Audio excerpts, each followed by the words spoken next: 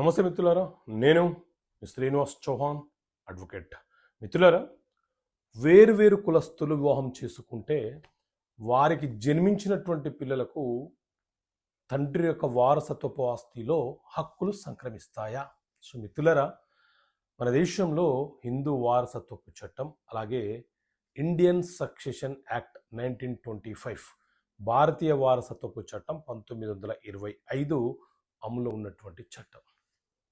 హిందూ వారసత్వపు చట్టం 1956 ప్రకారంగా హిందూ మతంలోని ఆయా కులాల వారు ఇంటర్ క్యాస్ట్ మ్యారేజ్ చేసుకున్న సందర్భంలో వారికి జన్మించినటువంటి పిల్లలు ఎవరైతే ఉన్నారో వారికి తండ్రి యొక్క వారసత్వపు ఆస్తిలో వాటా కోరే హక్కు కలిగి ఉంటారని ఈ హిందూ వారసత్వపు చట్టం 1956 చాలా స్పష్టంగా స్పష్టీకరణ చేస్తుంది.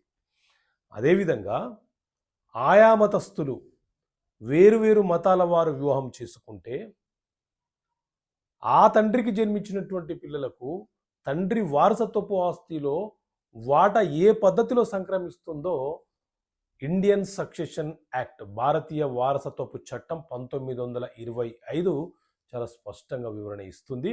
ఆ పిల్లలకు కూడా వారసత్వపు హక్కులు సంక్రమిస్తాయని తెలియపరుస్తుంది. అలాగే కొంతమంది తల్లిదండ్రులకు తెలియపరచకుండా, తల్లిదండ్రులతో సంబంధం లేకుండా కూతురు వివాహం చేసుకుంటే ఆ కూతురికి తండ్రి వారసత్వపు ఆస్తిలో హక్కులు లేవు అని కొంతమంది తండ్రులు ఆ బిడ్డలను ఆస్తులకు సంబంధించిన హక్కులు మేము ఇవ్వము, ఆమె ఇంటర్ క్యాస్ట్ వివాహం చేసుకున్నది అని తెలియపరుస్తూ ప్రశ్నలు అడుగుతూ మన వద్దకు వస్తుంటారు. అయితే మన దేశంలో ఉన్నటువంటి చట్ట ప్రకారంగా వివాహ సంబంధాలు వేరు, రక్త సంబంధాలు వేరు.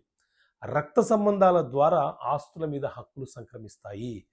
వివాహ సంబంధాల ద్వారా ఆస్తుల మీద హక్కులు సంక్రమించబడవు. వివాహ సంబంధం ద్వారా బాధ్యతలు సంక్రమిస్తాయి, రక్త సంబంధం ద్వారా హక్కులు సంక్రమిస్తాయి. అంటే ఒక తండ్రికి జన్మించినటువంటి కూతురు తండ్రికి ఇష్టం లేని ఇతర కులస్తుని వివాహం చేసుకున్న ఆ బిడ్డకు తండ్రి యొక్క వారసత్వపు ఆస్తిలో వాటా కోరే హక్కు కలిగి ఉంటుంది. సో ఇలాంటి చట్టపరమైనటువంటి అంశాలు మీకు అర్థమయ్యే భాషలో ఉంచడానికి చట్టపరమైన సమస్యలకు పరిష్కారాన్ని పుస్తకం వివరించడం జరిగింది.